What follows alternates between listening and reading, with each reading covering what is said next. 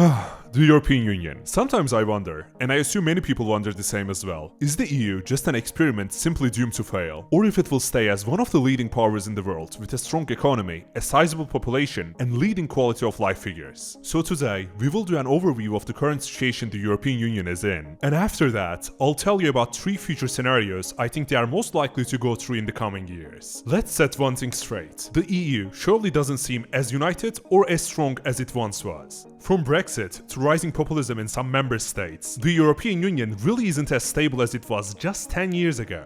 And of course, having the first land war in Europe in many years thanks to this guy doesn't really help with their overall situation. So, with lots of pressure from both the inside and from the outside, I think it's quite normal that many people today are left questioning whether this union is held together by idealism or actual practicality. When we are trying to assess how the EU is doing in 2024, one of the first things people do is comparing their success and failures to other superpowers, namely to the United States and China. And I have to admit, the US seems to be speeding ahead in innovation and economic growth in a way that is not even comparable to the European Union. I mean that in the sense that comparing the state of innovation and the technological advancement rate in Europe to the United States would be just way too harsh for the EU, because they are not even close. So from the outside looking in, the European Union's current and future place in the world seems more uncertain than ever. To get this video started, I want to highly contrast all this negativity surrounding the EU and start by talking about a dreamlike future scenario for them. Possible feature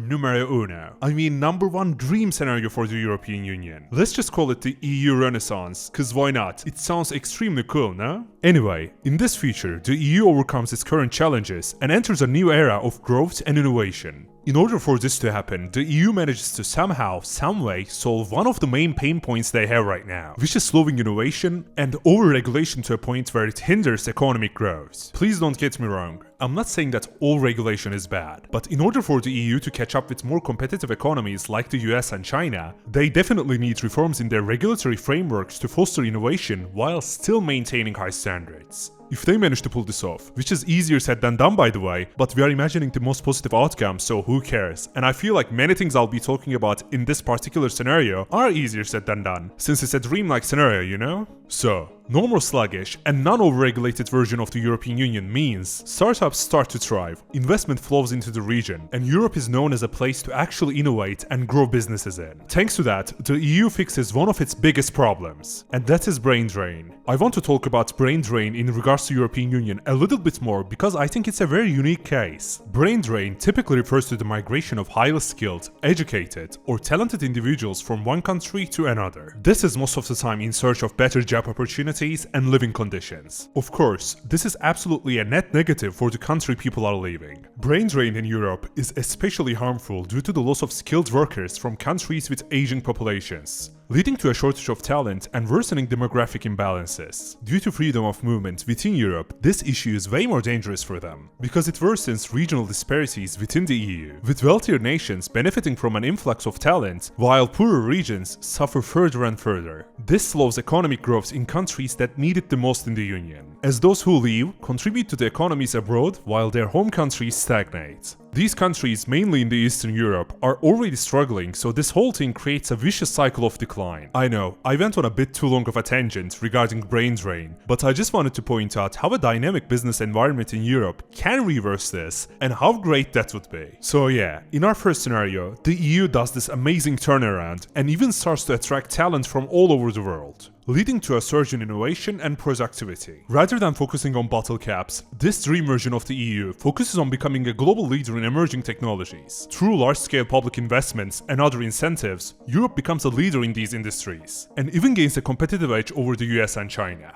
I don't want to go into too much detail regarding how all of this exactly would work, because this is just me brainstorming what they would need to achieve in order to be in a powerful position at the end of the day. But I can confidently say that if, and this is a big if, probably the biggest if in history, the EU manages to maintain a well-run economy union-wide, thus all the members are trending towards more prosperity, well, this would heavily minimize any Euroscepticism within Europe. Record low Euroscepticism means that projects and ideas like the European Army, along with closer integration between member states, become things that they can actually try, rather than the long-shot ideas they seem to be in our own reality. If all of these sounded a bit too good to be true, well, as I said, this is just just the best possible future for the EU, and if it were to happen, I would be personally extremely surprised. I'm not saying that it is impossible, but certainly not likely. That concludes the best option out of the three I'll cover on this video, so let's move on to the second one: fragmentation and stagnation. As you can guess from the title, this will be the pessimistic future scenario for the European Union. In this darker future, the EU faces internal and external challenges that prevent it from achieving its potential, leading to a period of stagnation or even decline.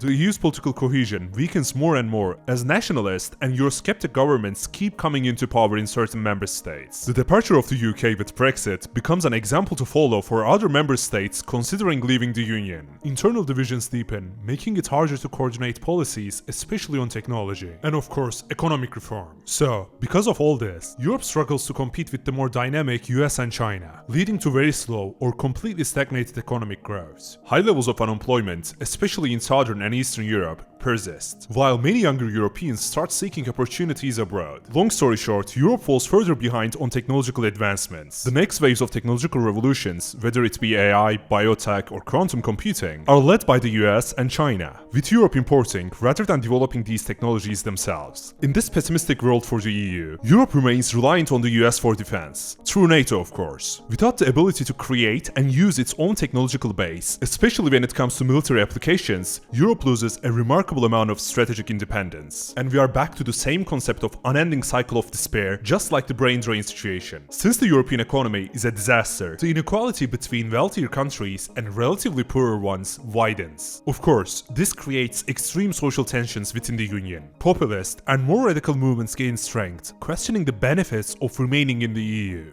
In this basically nightmare scenario, the EU becomes more fragmented, slower growing bloc with internal divisions. It has little to no global influence, so it's a very sad state to be in overall. If I was in charge of running the EU, this type of future would be exactly the one I would try to avoid. That is enough pessimism for today, because I really can't take anymore. So, let's move on to our third scenario, something that can be real, and also something very mundane. So let's just have it as the title, something very mundane. And in this version, nothing really changes. It's basically a stable right from here. The EU faces some challenges, but manages to adapt and find a balance. Rather than taking extreme paths towards reforms or big ideas like the European army, the European Union remains stable by making moderate reforms. And I really don't have a lot to say regarding this, because I honestly think it's not interesting enough to listen to, at least compared to the other extremes, right? But that's the thing, a union as strong as the EU will most likely manage any hardship they face in one way or another. My personal opinion is that the EU will be a step behind when it comes to growth compared to other superpowers, but they will most likely be somewhat more stable compared to them as well. China and the US are just on another level when it comes to pure innovation, but they have many internal problems they will have to face and solve to make sure their citizens' quality of life keep improving. Once again, I'm not saying that it is impossible for Europe to pull some amazing economic miracle in the next 20 years, or they will 100% not disband or just struggle with possible future Euroscepticism waves, but I just feel like the likelihood of any extreme outcome is very little. So yeah, that is it for me today, and I really appreciate you tuning in. If you like listening to a random guy on the internet about geopolitics, finance, economies around the world, and just general news, please consider subscribing, commenting,